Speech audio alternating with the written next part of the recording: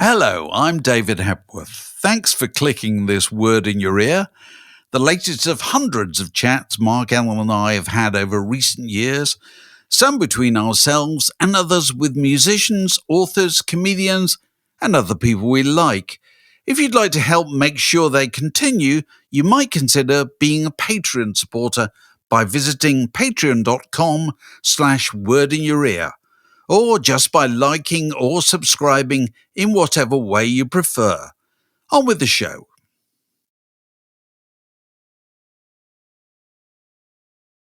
Welcome to another edition of Word in Your Ear. Now, Abba are unique in many ways, and not least because even those that adored them found it very, very hard to get information about them. And in my case, weren't even 100% sure of their names. So any books that give you new insights and new revelations are immensely valuable, such as this one, Melancholy Undercover by Jan Gradvall. Jan, it's very nice to see you. Thank you for being here. And you're in Sweden, aren't you? You're in Stockholm? Yes, I'm in Stockholm. I live in Stockholm. Now, you were born in 1963, I think. So, yes. Do you remember? You would have been 11 when Abba kind of took off. Do you remember that happening? Were you interested in them then musically, or just did you get interested in them as a story later on? No, I remember that very well. I sort of pop music became my life when I was sort of 9 or 10. Everything else faded away, and I became obsessed with pop music. And mostly I like Slade, Sweet, Motte Hoople, those sort of bands. But then I saw Abba in Eurovision in 1974, and they really looked like a glam rock group doing Waterloo. So the first LP I bought from my own money was actually the Waterloo album in 1974. And so in Sweden, there was a strange reaction to them winning, wasn't there? I mean, internationally, it was a huge success, the triumph. But in Sweden, there was slight sort of, I don't know about tension, but people didn't quite accept it, did they? They didn't celebrate it the way you'd expect them to. No. Sweden, it's a quite complicated country to explain. If you go back, you had sort of the Eastern Bloc, the socialist bloc, and you had the Western world. And Sweden was situated in the middle of these two blocks, a very small neutral country. And it was sort of left-wing. They had a social democratic government. And the culture in Sweden was really leaning to the left, way left. So there was a sense in Sweden you had no commercial channels, no commercial radio channels or TV channels, so that you should only play the kind of music that sort of helped you to create a better society, sort of socialist music. Yeah, that's what the critics applauded, and that was quite a lot played on those channels. So everything that was considered commercial, in quotation marks, was sort of dismissed. You shouldn't like this. You shouldn't like watching Dallas on TV. You shouldn't like easy entertainment. You should like serious music. And in Sweden, we call this progressive music. Yeah. But it's not progressive in the musical sense. It's progressive in the way that you strive for a socialist world. So when Abba came in this world, sort of people in Sweden who had the power of the media, they hated Abba. And they said, this is destroying our youth. I think in the countryside, people were buying sort of the dance bands and other phenomenon Abba. But the culture elite, so to speak, hated Abba. It's funny. I never thought of them as being not sufficiently socialist enough. No. It's bizarre. The funny thing, in the Eastern world, they didn't want anything to do with American culture or British culture. Yeah. But they realized the population of countries really are interested in pop music. So we have to buy some pop music for them. And they considered Abba perfect because they come from a social democratic country. So like countries like Poland put all their culture budget buying ABBA records. They were huge in the Soviet Union, Vietnam. So in Sweden, they were called capitalist pigs. And in the Eastern Bloc, they were seen as a good social role model. Extraordinary. What an extraordinary predicament. So the book, you talk in the intro, I think, about the fact that you'd read Craig Brown's 1, 2, 3, 4, the Beatles book, and thought that that was a different way of constructing a book. It's not a chronology, it's a series, in his case, really, of kind of anecdotes and stories and profiles of characters. So you've chosen the same sort of approach, haven't you? The non-linear approach. Why did you do that? It's a really good idea, I think. Yeah, I was sort of hesitant because I got approached before. I did an interview with Abba in 2013, which was the first interview where they all four agreed to talk with a journalist since they sort of dissolved in 1982. And some book companies approached me, asked if I wanted to write a book, and I didn't want to do that then because I know that Abba didn't want a book written about them. But then when a book editor gave me this Craig Brown book, I realized, okay, I don't have to write the traditional biography. I don't have to write, and after the third album, they toured in Belgium. I could have a more free approach to it. So that was very important. It's very liberating. It is. Yeah, and then I think my book ended up a very different book than his. But that book and his book about Princess Margaret, I think, were inspirations how you can approach this story and tell it in a more interesting way. Yeah, it starts with you writing about the song The Day Before You Came, last song they recorded, I think, actually. And you talk about that having enormous resonance. Explain the resonance of that song. This was what people for 39 years thought was the last ABBA recording. And ABBA started as two marriages, and they sort of ended as two divorces. Yeah. And when they did that song in the ABBA studio, sort of Benny was the only one left. So there's a fantastic photo of him lying on the floor in the studio with headphones and listening to this composition. Yeah. And all you hear is Benny on synthesizers. And it's a very moody track, 6 minutes long, which sort of is the swan song of ABBA, really. Frida was somewhere else recording a solo album with Phil Collins, known for sort of the divorce core sound on In the Air Tonight. Agneta was singing, and they decided that she should not sing with her full volume. She should almost recite the lyrics like an actor.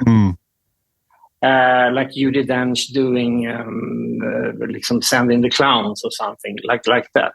And Björn wrote this very moody story about a woman who's living a very ordinary life. She's quite depressed, describing this life she's living until the day before you came, which is sort of the hook for it. So it's quite an extraordinary record, and it didn't go well. The last two ABBA singles flopped, but they were very influenced by the sort of synth pop groups that was becoming in UK, this sound of synth sound. And I think which ones in particular was this? I think Human League. Yeah. Those kind of groups. They were not that into me, but the ones they heard on the radio. Yeah. And when you listen to The Day Before You Came Now, you can very easily trace the influences onwards to like Pet Shop Boys. Yes. This sort of very sort of deadpan singing, the synthesizer with fantastic hooks and those kind of lyrics. Yeah. So I sort of describing that scene, I thought that was a quite strange intro to the book, really. That was sort of the false end to ABBA. But it says a lot about ABBA. Oh, it does. No, it does. And you quote, I think, Benny saying at one point that even the happier songs are melancholy at their core.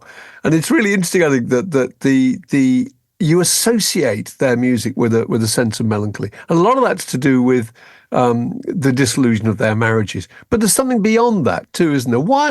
I mean, you've actually called the book Melancholy Undercover. Yeah. It's about that idea of this sort of this kind of ambience that comes off the music. Why does it have that kind of melancholy tone, do you think?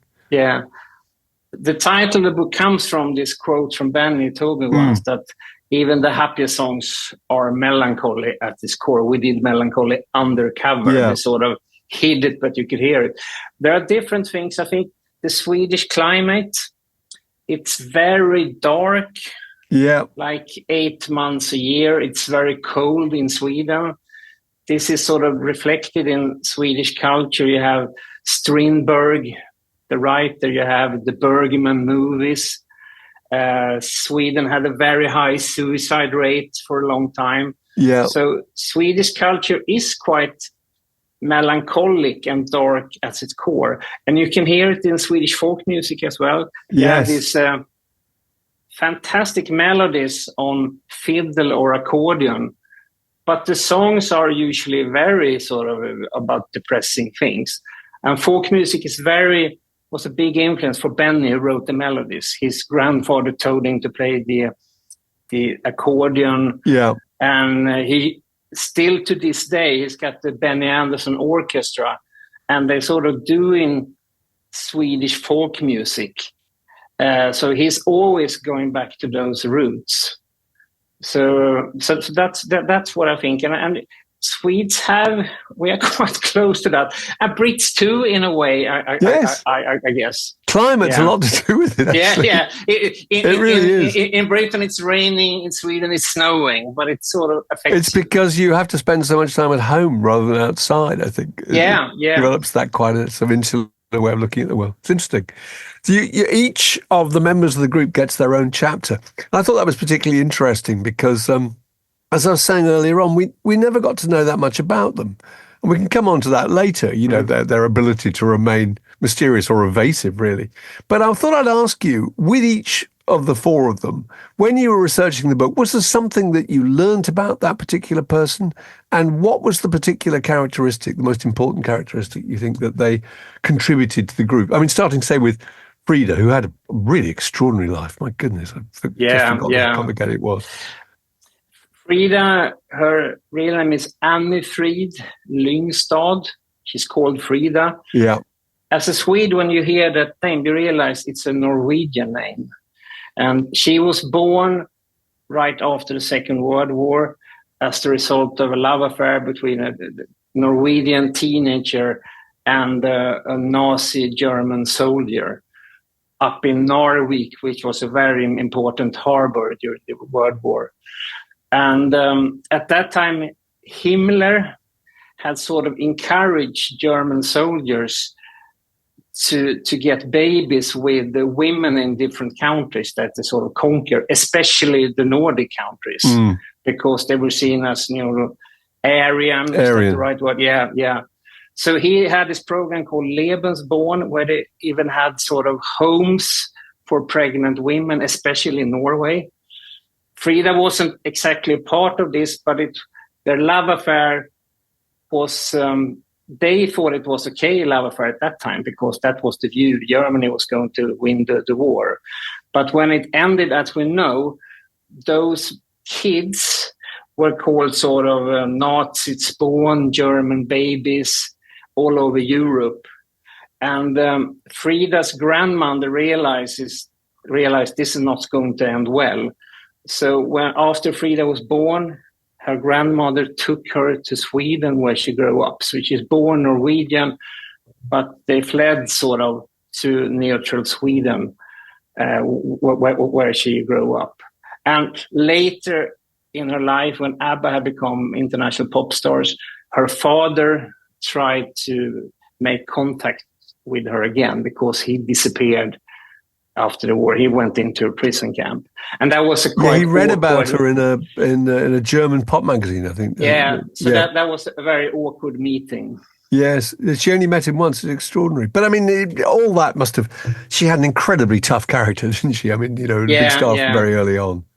What about Agneta? I mean, what do you think her main characteristic was? What was the thing she contributed most to Abba? Agneta is sort of in one way, the most visible member in the videos and the photos, but the least visible member when giving interviews. Yeah. But I think she's, when you meet her nowadays, she's very into, she knows a lot about 60s pop music. She listens to an oldies channel in Stockholm. She knows a lot about Connie Francis, which she loves, Cilla Black, those kind of artists, and really have a deep knowledge about pop music and really studies the vocals. And she was the only member when they started, and still is, who can read music. She was a very good piano player and played Haydn fluently. And in her solo career in the 60s, all four of them were stars in Sweden before they formed Abba. So Abba was in Sweden. Abba was like a supergroup, and she wrote almost all of them herself. So she was a really good songwriter. But when Abba broke through, she had her first child, and then the second child in the middle of it. So she says now she didn't have the time to write, and maybe she lost self-confidence along the way. But she's living she's living in a house in the Swedish countryside, very close to her children, have houses nearby. She's more an sort of regular person than you would think. You almost think of this Greta Garbo of pop music, and she didn't like doing interviews because she's not confident in speaking English. Yes, I mean, Frida can speak like a queen. She can act like a queen. She almost became royalty later in life. She did, yeah. But Agneta didn't have that confidence. Yeah, and I sort of. What about the boys in terms of their contribution, character-wise? You never got to see that much of them because I suppose the spotlight was really on the girls, you know. Yeah. Björn is the most sort of outgoing member now. You will see Björn agreeing to do interviews, talking about everything from AI to development in pop music. But he's got a quite dark side as well. He says he blocked out his memories from when he was younger. He doesn't remember things really. He has to ask the others. And he had very complicated relations to his father. There was a lot of drinking going on in his whole family. Benny has become, in the 60s, he was the keyboard player in Hepstars, which played sort of quite rough 60s rock and were huge in Sweden. And when you see film clips of him, he's a very energetic person on stage, sort of taking up his keyboard, using it as an accordion. He's quite wild. And he had 2 kids before he became 18.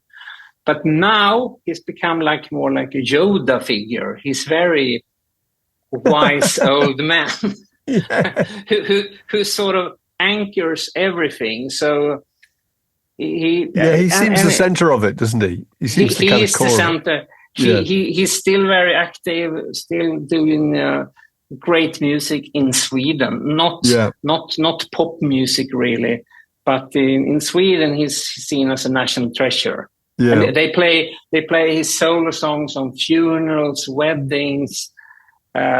He's like, Norway have Grieg, Finland have Sibelius, and we say in Sweden we have Benny Anderson. That's great. That's wonderful. I was going to ask about this idea that we knew so little about them, and I can't work out really whether that was a combination of us being incurious. I think as a teenager, I kind of liked their music, but because they were 2 married couples, I just assumed there was nothing fascinating in their lives. There they were, they had children, there was a very domestic setup, there was nothing that really made you want to read about them. And also, a combination of them being very evasive, that they gave away absolutely nothing. There's a brilliant bit in the book where I think you write about Bjorn going on a marathon. This is quite a long time ago. And he's kind of in disguise. He's wearing a baseball cap. And at one point, a photographer identifies him and takes a picture of him, and he's kind of scowling at the camera in a sense. He's furious. Whereas most pop stars would go on marathons in order to get publicity and would be furious if they weren't recognised and didn't appear in the papers or whatever. So were they just being very evasive? I think they were being very evasive because of the situation in Sweden, because they had a very bad experience from media in Sweden. And I think they didn't know actually how loved they were outside Sweden. They didn't know it at that time. And I think the music press hasn't been that interested in what was labeled as sort of lightweight pop music. That was sort of the music you heard on the radio. But if you ran a magazine, which you have done brilliantly, the long interviews, you are doing that with artists like Neil Young, U2, those kind of artists. But the sort of lightweight pop music doesn't get that kind of coverage, really.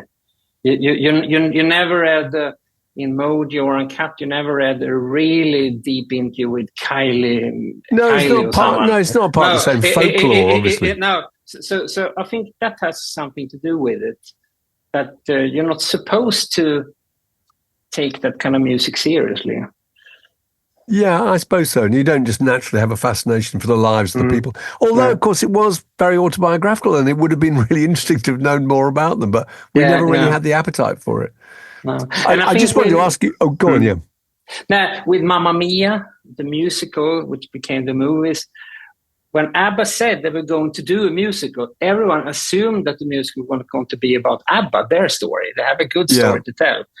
Very typical of Abba. Said, no, we're going to hire a playwright in Bristol, a woman, divorced woman with 2 kids, and let her write the story about this divorced woman on this Greek island. So even then they made their own decisions, really. Yeah.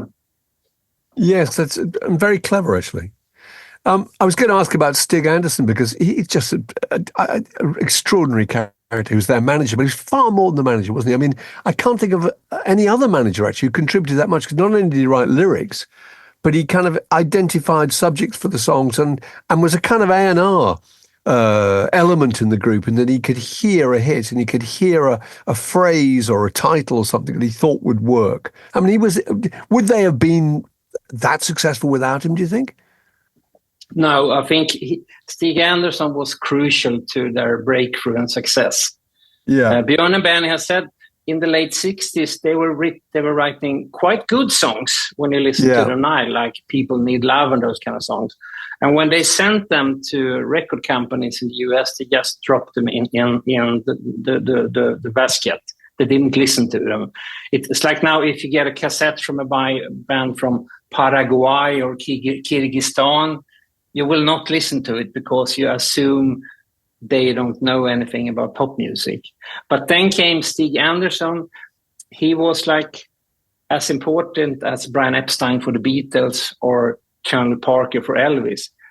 But he also was a good songwriter, a good lyric writer. So up until The Name of the Game is the last song where he has songwriting credit. I think he really came up with titles and concepts, really. Dancing Queen, Knowing Me, Knowing You, and then Björn and Benny wrote the actual songs. But he was very important up until then. And then he became sort of a burden for the group in a bit, that he wanted control when he wasn't needed anymore. Yeah. Abba could exist without Stig Anderson from like 1976, 1977 onwards. So it became quite a tragic story. But he really knew about pop music. Yes, he did. And they fell out, didn't they? I mean, I think he sold the rights to the songs and they disagreed with that. Yeah. Which is interesting because they sold the songs at a point, obviously, when they didn't imagine there was going to be a future for them, really. I mean, it seems extraordinary in hindsight, but they didn't really believe that they would be worth a lot. No. They thought that in 1982, now we're gone. They didn't. And that is true with pop music in general. No one could guess at that time that you would invent new formats as CDs, DVDs, streaming, that you could earn money on old songs. So Abba weren't the only one making that kind of mistake, really.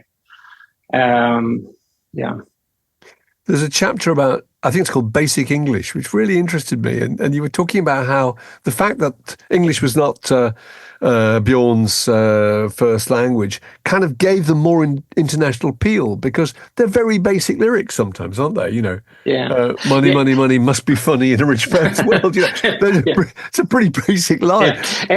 But Yeah, when you ask someone what is the biggest language in the world, people say, of course, it's English.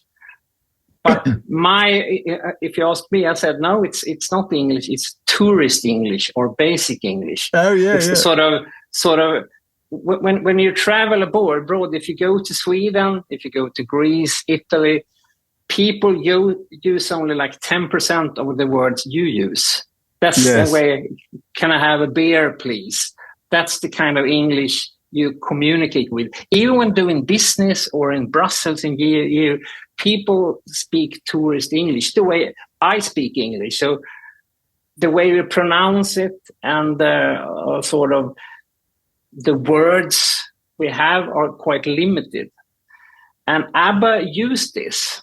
They weren't aware of it, but outside of UK and the US, people could even relate to it more because there was that kind of very simple English that people talk everywhere. And you can listen to Boney M, Modern Talking, German artists in a similar way. No English songwriter would write a song like Daddy Cool by Boney M. That's right. Or Mamma Mia by Abba. So I think that's also to understand where Abba come from. Yeah, it came from that, and then Björn developed to a really good lyric writer in the last years when he was the first one to write about divorces, having their kids every second week. Those kind of subjects weren't a part of pop music by then. Even Pete Townsend said in an interview that Abba was the first group to sing about those kind of subjects. That's true. No, that's absolutely right. On a musical front, you talk about Max Martin, who wrote the Britney and Celine and Backstreet Boys songs, and also Denniz Pop, the big Swedish songwriting stars. And they both said that the complexity of ABBA's music, it seems quite simple. Yeah. But it's actually much more complicated than you think, and the chord sequences and the structures of it are one of the things that gives it a kind of a kind of eternal appeal. You're constantly finding out new things about it. Or would you say that was true? It is, I think. Yeah, it's definitely true. Max Martin said to me, it was a New Year's Eve, and he and his friend was gathering around the piano. Let's sing Happy New Year by Abba. We all love this song. But they realized it was so complex, so they couldn't figure it out, really. Benny is not a schooled musician, so he's using very complex and unusual chords, a little bit like Paul McCartney and John Lennon. Yeah. And there was an ABBA tribute on Swedish television quite recently for Eurovision. ABBA refused to do anything for the Eurovision Jubilee, but a Swedish artist got together and did like a kind of We Are the World thing dedicated to ABBA. Yeah, they did Thank You for the music with the best Swedish singers. And the producer responsible for putting all this together, called Carl Falk, he has written for One Direction, for example. He was shocked because when he was going to sort of take out the melody, if that's the right words. Yes. He thought, I'll do it in an hour. But it took him 3 days. And when he contacted Benny, he asked him, how many chords do you actually use in this song? And Benny said, I don't know, but someone told me it's 57. So thank you for the music. It's 57 different chords. That's extraordinary, isn't it? So it appears to be very simple. When you hear an ABBA song, you love it immediately. Yeah. But the difference is with a lot of other form of pop music, when you still hear it like times number 200 or 300, you still find it fresh and interesting. So it's much more complex than you realize. There's a lovely sort of tangent at one point where you talk about a book by Pete Paphides, the British journalist, and he'd written a book called Broken Greek, and in it he talks about his parents from Cyprus, I think, moving to Acox Green in Birmingham, starting a fish and chip shop, and he's growing up, he's 5 years old and listening to ABBA, and how important ABBA was to his father, because he thought of it as music that had a appeal to immigrants, didn't he, one particular song? Tell me about that. He was living in his own word, Pete, sort of trying to understand his new country by listening to pop music. Yeah. He even became mute for a couple of years. He didn't speak. Pop music was his whole world. And he and his father didn't have a good relationship, really. But then one day his father came in and said, now I get it. I've just heard this song that really captures how it is to be an immigrant. And I was money, money, money. That's right. He said, that's exactly the reality of my world. That's what everything is about. And Money, Money is a very typical example of a song written in tourist English. You really get the answers. I don't think a British songwriter would write, money, money, money must be funny in a rich man's world. No, they wouldn't. It was very significant for them, wasn't it? Yeah. It's interesting how I mean, I guess everybody broadly liked ABBA, but at the time they were so massively unpopular and uncool that you couldn't really admit it. But there's lots of references to the Sex Pistols. I think Sid Vicious's favourite song was an ABBA song, wasn't it? Yeah. Possibly played at his funeral, I think. And also Glenn Matlock was used SOS, I think, as part of Pretty Vacant. Yeah. So it's interesting that there were people in the places you wouldn't imagine who really loved this music but couldn't admit it. Yeah, I wrote the sleeve notes for Live at the Wembley, the ABBA Live album, which was released quite recently, like 8 or 9 years ago. And I did the research for that. I realized that backstage, wanting to meet ABBA, there was Elvis Costello, Joe Strummer, and Ian Dury. This was in 1979. 79. And you didn't read about that in the NME, that those people were actually present at this concert. But Sid Vicious, I found this great story. Sex Pistols toured in Sweden in 1977. They were banned in the UK. So they toured very small places in Sweden. Which, that's right, they did. Yeah, they left a huge impact on the Swedish music scene. And Sid, he only had one cassette with him in the tour bus that they played constantly, which was a compilation by ABBA. And his dream was, I want to meet ABBA in Sweden, which was very unrealistic. I mean, this was 1977. ABBA was the biggest pop group in the world. But then at the airport in Stockholm, when they were on their way back, suddenly the Sex Pistols crew see the ABBA crew at the other end of the terminal. And Sid Vicious becomes overjoyed and ran through to ABBA, like some screaming, "You're my favorite group."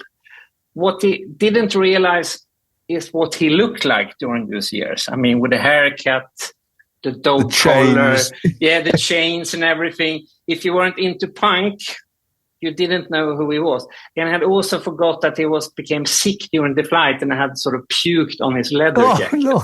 So the ABBA crew did the only sensible thing. They sort of away with ABBA. They shouldn't meet this lunatic. Absolutely. Well, you can understand. you can understand everything. Certainly not be photographed with him anyway. Yeah. And I think Fernando was his favorite song. I found on YouTube where John Lydon goes on a book tour. And he says, I became very emotional tonight because I thought of my friend Sid. Yes. And then he starts to sing along with the audience, and they all know the lyrics to Fernando, which is quite remarkable since the audience is people in their 60s who grew up with punk, and they know the lyrics to Fernando. Well, they would. And that's it. I mean, those were huge records when those guys were in the teenagers, you know. Yeah. Well, what was what we could call a comeback, I suppose? What started the return of ABBA? I mean, there was the Erasure putting out the ABBA-esque EP, I think it was in 1982. That would have been part of it. Also, their adoption by the kind of gay, I suppose, what we then used to call disco community. That was part of it, wasn't it? Yeah, that was a big part of it. When ABBA dissolved in 1982, they were sort of out in the cold for almost 10 years. Yeah. You rarely heard ABBA songs on the radio then. The records went out of print.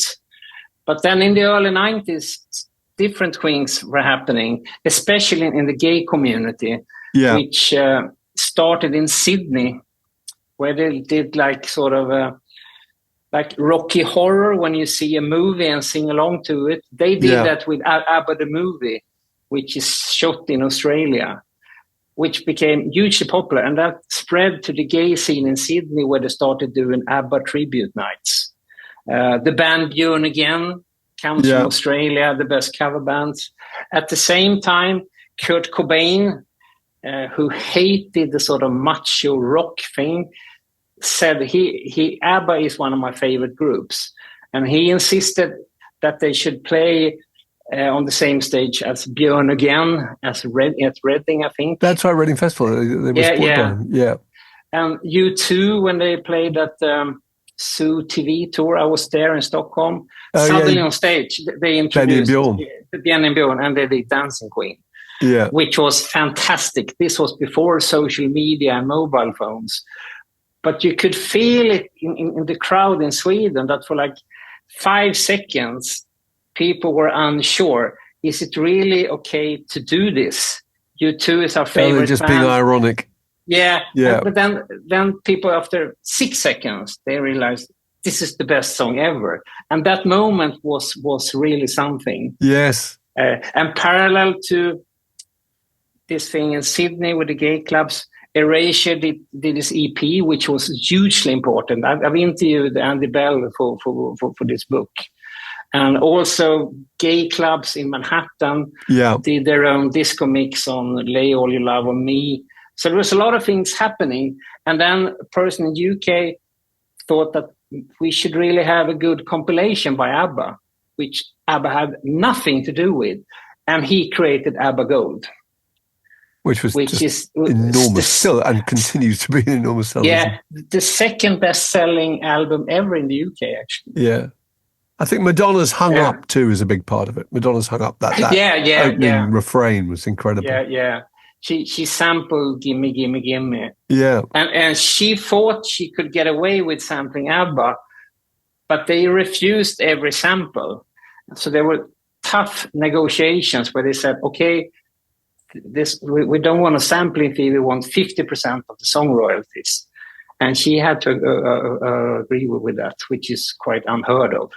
Well, they only approved 2 samples, which is Madonna and the Fugees, actually. Oh, right.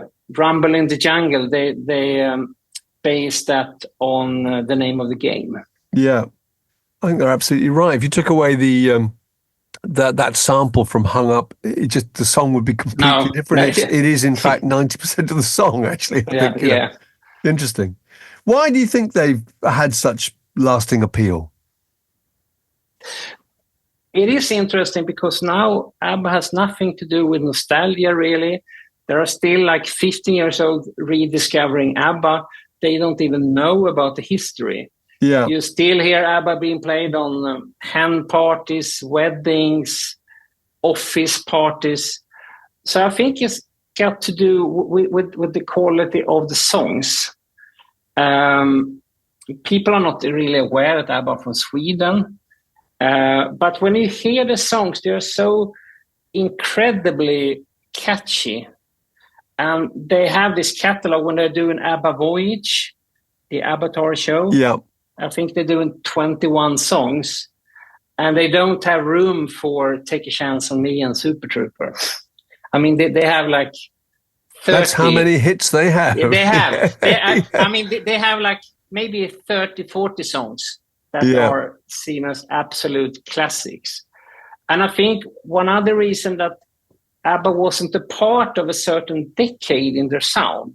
When you listen to a fantastic song today by Crosby, Stills and Nash or Slade or whatever, you can quite easily guess, okay, this must have been recorded in the late 60s or the early 70s. But you can't do that with Abba, really. When you hear a song like The Winner Takes It All, it doesn't sound like a late 70s, early 80s track. It wasn't a part of the time then, and it's still not a part of the time. And that, I think has contributed to them songs being so That's timeless. really a really interesting point. I'd not thought of that, actually. Yeah. It's not a nostalgic thing. I was at a wedding reception just the other day and they played Dancing Queen, which they always do. It's not a wedding reception without Dancing Queen. Yeah. And you're not immediately transported back, as I could be, because I mean, that was the big soundtrack of the 1976 heat wave in Britain. And everyone remembers that summer as being, you know, the sound of Abba's Dancing Queen. But you don't think that at all. You think of it as just a particular song, and that's your relationship with it, which is completely contemporary. And I think people in other countries think that Abba are their group, Australia especially. Also the UK. I read that when the Lionesses won the European Cup at Wembley, the song they played before every game was "Does Your Mother Know" with Abba. Oh, really? And I think Sweden was also competing in those. So that they picked this song, which really makes them feel proud of being British, doing their best for England. Yeah. They should have picked an English song, really, but they picked Abba. Which, as you say, people think of as being English to some extent. You know. And I think another reason is I think the sound. When I asked all four of the Abbas, what's the biggest secret between Abba's sound, sort of the secret sauce? What makes Abba Abba? All four of them say it's the combination of Agneta and Frida's voices when they sing at the same time. Yes. And Agneta is a soprano. Often in unison. Agneta is a soprano. Frida is a mezzo. Yeah. And the combination of those, and they put sort of the key of the song a little too high for Frida on purpose. So Agneta is lying there crystal clear, and Frida has to struggle a little bit to get up to Agneta. That's really and then she shows sort of the soul music in her influences, the muscles, the sweat. And when you hear them, then it says a kilometer away, you know, you're listening to Abba. So yes, that's true. I think, You mentioned the Voyage show. Have you seen it? Yes, of course. What was your impression? I was a bit skeptical first, I have to admit, because who wants to go to like a hologram show, even though they call avatars now? But the thing is, it's not the show, it's a concert. They have a young band playing every night, not consisting of the best studio musicians, sort of a young, hungry band to make it sound really live. Yeah, I was at one of the auditions when they sort of picked the musicians for that. That's what they strive for. So when you go in there, it just feels like you go into a concert, and people behave as it is a concert. And they're doing a very clever thing with the screens. Is screens the right word? If you go to a concert nowadays and see the Stones or Taylor Swift or anybody, you look more at the screens than you do on the stage because you're so way back. Yeah. So you're used to that kind of concert experience. And they really use that because you look more on the screens and then they look really alive and close to you than you look at the avatars way back. So it's fantastic. You should really see it. Even I understand that you might be skeptical. When you see it, it's I'm riveted by it. Sounds fantastic. Yeah. Really and I talked to them like Stig Anderson's daughter, Marie, for instance, who followed Abba for all their tours. She said, Abba never sounded this good. So she thought the avatars are even better than Abba. That's good. It's interesting that the show is what's kind of keeping them in mind really all the time. And it strikes you, if you look at someone like Paul McCartney is putting out new projects all the time. The Stones are still touring. And the reason is if you stop doing that for a second, then you're not front of mind, it's very soon people do forget about you. Yeah. So ABBA's flame, if you like, has been kept alive partly by the Voyage thing. But do you think there are other things that they're planning to keep that going? I think this is sort of the last thing they will do. Yeah. I don't think they all four will do something together anymore. But they will add Voyage arenas in different countries. They will open Yeah, one they will, yeah. very likely in Australia, Singapore, Las Vegas. So at one point you can probably see Abba live in 5 different parts of the world at the same time. And they're much more open now to getting songs to TV series and movies. They said no to that for a while. Yeah. Which also the Beatles did quite stupidly until someone told them that you really should allow this sort of thing. Yeah. So I think it will only continue really, but I think they will. I'm only guessing, but I don't think they will do sort of another comeback album. I mean, they're all getting close to 75, 80 now. Yeah, and they haven't played a concert since 1980 or 1981.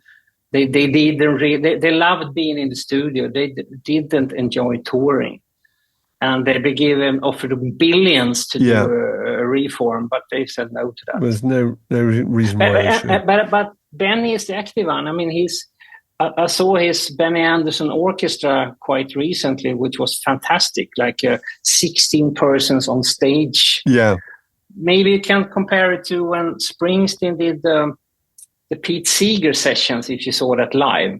Yeah. With sort of fiddles. I saw that show. Incredible. Yeah. That's what Benny Anderson orchestra looks like. And they play everything from deep cuts by Abba to folk songs. They play a number by Bach. They play Dvorak. Yeah. They do everything, which is amazing. And I think so. Benny is the only one interested in playing live, and he will probably do that until he dies. Well, it is an extraordinary story. I mean, it still seems extraordinary to me that there was this group that appeared to be so universally derided 40 or 50 years ago, and now you would be lynched if you said something that was even vaguely critical. And quite rightly, it's a fantastic story, and they're on that plateau, which will be, I would imagine, absolutely eternal. And it's books like your book, Melancholy Undercover, that adds to that, and which is available, I think. When's this coming out, Jan? It's coming out the 10th of October. 10th of October. Fantastic. Yeah. Available in all good bookshops, etc., etc. Jan, lovely to talk to you. Thanks very much, and good luck with it all.